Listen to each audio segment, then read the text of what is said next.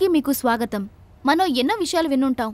ఎలా ఒకరికి హెచ్ఐవి వస్తుంది, ఎయిడ్స్ అంటే ఏంటి, దీని గురించిన కొన్ని విషయాలు మనకి చెప్తారు డాక్టర్ గ్లోరీ ఆశా ఫౌండేషన్స్ నుంచి. ఇండియాలో హెచ్ఐవి బారిన పడిన 87% మంది ప్రజలకి అక్రమ సంబంధాల వల్లే హెచ్ఐవి సోకుతుంది. ఇంకొకటి రక్తం వల్ల. రక్తం ఎక్కించుకున్నప్పుడో లేదా మత్తు పదార్థాలకు బానిసలైనప్పుడో, అంటే వాళ్ళు వాడుతున్న సిరంజెస్ ద్వారా. ఆ తర్వాత తల్లి వల్ల గర్భంలో ఉండే శిశువుకి. ఒక గర్భవతి అయిన తల్లికి హెచ్ఐవి ఉంటే అది గర్భంలోని శిశువుకి సోకడానికి 25% నుంచి 45% వరకు అవకాశాలున్నాయి.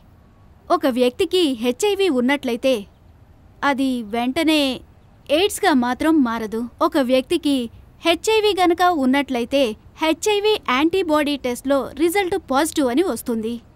కానీ చూడ్డానికి మాత్రం ఆ వ్యక్తి ఎన్నో రోజుల వరకు ఆరోగ్యంగానే ఉంటారు. ఒక వ్యక్తిలో CD4 కౌంట్ 200 లేదా అంతకంటే తగ్గిందంటే ఆ వ్యక్తికి ఎయిడ్స్ ఉందని మేము నిర్ధారిస్తాం. ఒక వ్యక్తిలో CD4 కౌంట్ కణాలు 500 నుండి 1500 క్యూబిక్ మీటర్స్ వరకు ఉండాలి. ఇది 200కి మారడానికి ఎంతో కాలం పడుతుంది.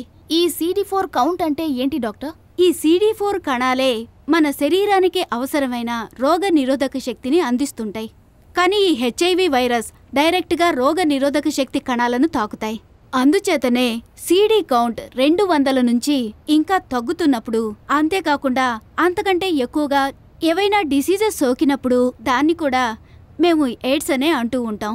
అందుచేత శరీరంలో రోగ నిరోధక శక్తి కణాలు ఎక్కువగా ఉన్నప్పుడు శరీరంలో పనిచేస్తున్న చర్మ వ్యాధుల క్రిములను ఎదిరించి పోరాడుతాయి. కానీ కొంతకాలం తరువాత వేరువేరు CD4 కణాలలో ఈ వైరస్ తాకుతూ ఉంటాయి.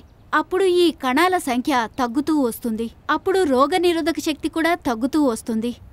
అప్పుడే మనం రకరకాల ఇన్ఫెక్షన్స్కి గురవుతూ ఉంటాం. మేము ఈ హెచ్ఐవి బారిన పడిన వ్యక్తులను CD కౌంట్ చెక్ చేస్తూ వాళ్ళని మా సంరక్షణలోనే ఉంచుకుంటాం. హెచ్ఐవి గురించిన ఎన్నో విషయాలు, ఆ వ్యాధి ఎలా వస్తుంది, ఎయిడ్స్ అంటే ఏంటని చాలా విషయాలు తెలుసుకున్నాం. ఎందిల్ తరఫున మీకు చాలా ధన్యవాదాలు గ్లోరీ. మీకు ధన్యవాదాలు.